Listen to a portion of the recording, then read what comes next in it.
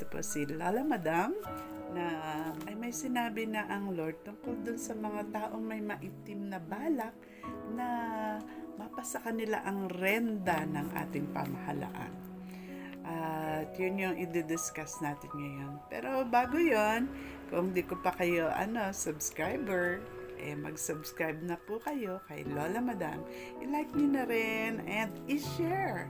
And press the notification bell para kapag po merong bagong video, mananotify kayo. Okay po ba? So, sige po, pindot na. Ayan. Meron po sinasabi dito, the Lord foils the plans. Ano po ito? Nasa Psalm 33 verses 10 to 11. Sabi niya, the Lord foils the plans of the nations. He thwarts the purposes of the peoples, but the plans of the Lord stand firm forever, the purposes of his heart through all generations. And blessed is the nation, sa verse 12, is the nation whose God is the Lord, the people he chose for his inheritance. Ayan po. Ganda, di ba? Yun po ang sinasabi niya na talagang merong mga matitinding plano ang mga nations. Nations po is ethnic group. Yan. Kunwari, ako Tagalog, yung iba Ilocano, yung iba taga Mindanao, Mindanaoan, Visayan, ganyan. So, meron pong mga ganon, pero he thwarts the purposes of the peoples. Ayun. At ang plano ng Panginoon will stand firm forever. Ngayon po, yung pong nireview ko yung aking journal, at ito po ay noong December 22, 2023. I-share ko lang po sa inyo. Ito. Sabi niya, doon sa akin pong pakikinig sa Lord, sa aking quiet time, ganyan, Siyempre, kapag anak ka ng Diyos, dapat nakikinig ka sa kanyang tinig at nagbabasa ng kanyang salita. Kaya yun, inuna natin yung salita ng Diyos. Sabi niya, anak, ito, siyempre anak ako ng Diyos, di ba? Kasi sumampalataya kay Jesus bilang Lord and Savior. Ngayon, sabi niya, anak, kinakailangan kayo magpatuloy sa inyong ginagawang pag-upo sa aking paanan at pakikinig sa aking tinig. Marami pa akong ipahahayag sa inyo na magiging inyong gabay sa inyong ministeryo ng pamamagitan ng intercessors. Ngayon, sabi niya, maraming tao, ito na po huwag kayong maglililo sa pananalangin para sa inyong bansa. So, dapat talaga tayo po ay nananalangin. Amen? Tapos sabi niya, maraming tao ang patuloy na naghahangad na mapasa kanila ang renda ng pamamahala sa inyong bansa, anak. Mga taong naghahangad ng kapangyarihan, datapat sila ay hindi magtatagumpay, anak.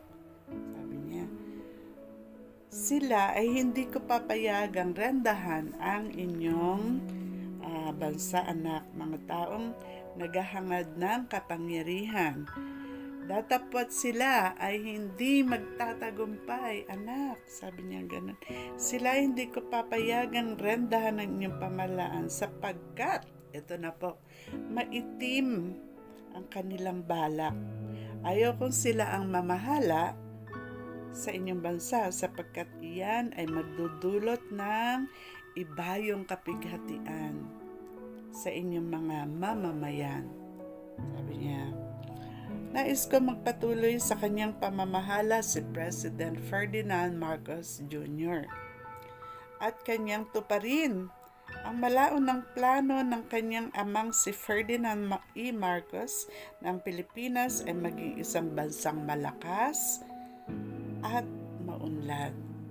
Ayan. At iyan ang inyong patuloy na ipanalangin, anak. So, mga kababayan, yun po mga para doon sa mga naghahangad na silang magrenda sa ating pamahalaan. Po? hindi magtatagumpay. Yan. Diba? Sabi niya, He thwarts the plans of the nations. Pero yung plano niya, yun yung mananatili, no?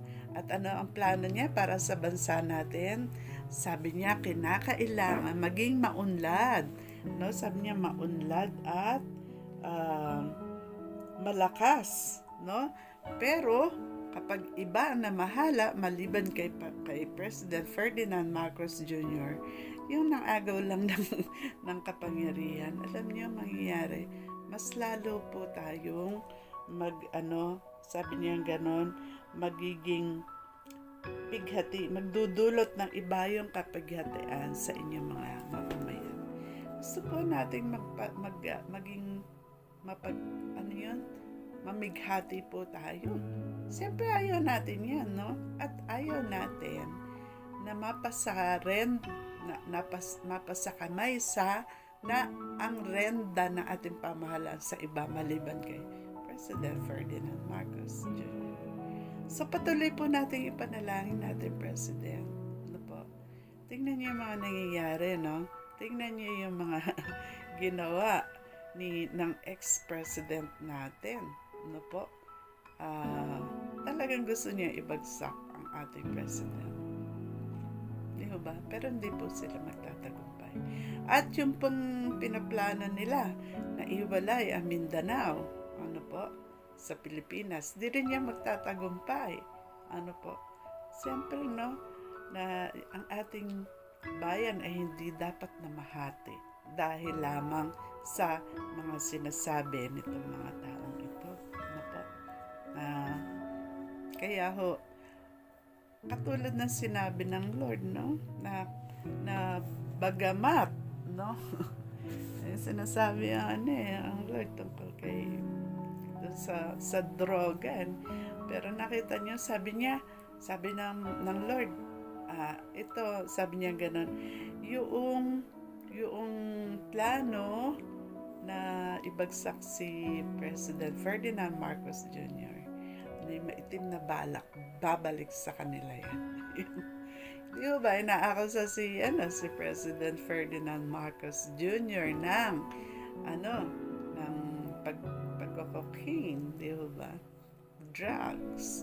Pero, ano nangyayari ngayon? Pala, si ex-president, rin pala siya, nag-drugs. Yung fentanyl ba yun? Yun. So, nag-drugs yan. Bagamat yung ginagamit ng mga anesthesiologist na para maalis yung painkiller nga pero addictive pala yun, sabi nila. Yun, but anyway, so hindi na dapat pinapatulan yung mga ganyan kasi tapos na si President. Alam nyo, si President ex-President Rodrigo Roa Duterte, talagang pinagpe-pray po namin siya noong kanyang panahon. 6 years siya, 2016 to 2022. Pero ngayon, hindi na siya yung president.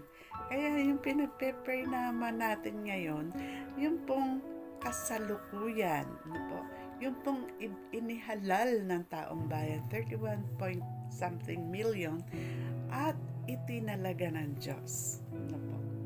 Tandaan po natin yung binasa natin kanina na ang plano ng Diyos ang mananatili.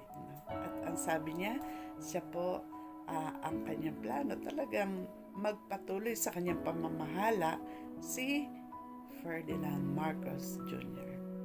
Amen? So, yun po, tandaan po natin yung panalangin natin lagi ang ating president.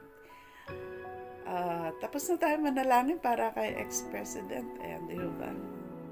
Kasi yung namumuno na, yun na dapat ang panalangin. So, tandaan natin, kaya nga siguro na dapat si President Ferdinand, si President Duterte dati talagang sinabi ng isang tao na hindi siya makakatapos ng termino. Pero sinabi naman ng Lord na ipanalangin niyo ang inyong President Duterte, makatapos siya ng kanyang termino.